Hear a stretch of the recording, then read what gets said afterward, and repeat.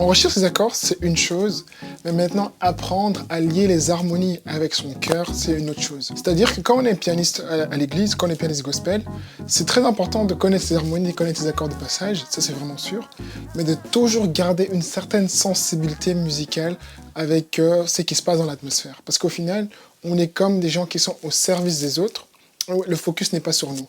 C'est vrai que très souvent, on va avoir la tendance de vouloir montrer les accords qu'on a appris sur Internet ou vouloir prouver peut-être certaines choses. Et ça peut arriver, mais je crois vraiment que la place dans l'adoration, dans la musique, c'est que vraiment toujours mettre Dieu en avant.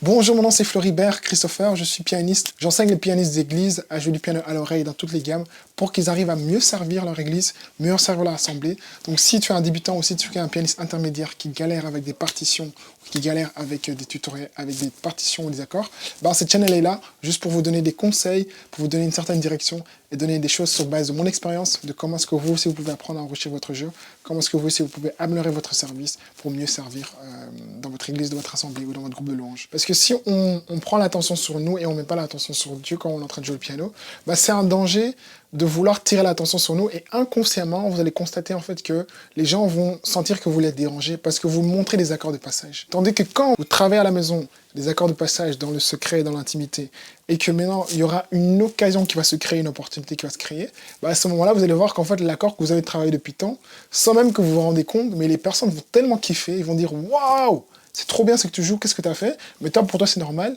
Et ils vont croire que tu fais genre, mais or que non, en fait. Tu as juste tellement passé du temps à travailler quelque chose qui va faire que tu te sens vraiment à l'aise. Si vous voulez maintenant aller beaucoup plus loin dans cet apprentissage des théories, j'ai créé une masterclass totalement gratuite où je vous explique en fait comment est-ce que moi j'ai réussi en fait en tant que total débutant à apprendre à jouer du piano à l'oreille et comment est-ce que vous pouvez à travers 4 étapes super simples. Donc dans la description, il y a le lien de cette masterclass où vous pouvez avoir accès et vous allez voir en fait que je vais vous expliquer comment est-ce que j'ai réussi en fait à jouer du piano comme je viens de le faire là maintenant à travers cette masterclass.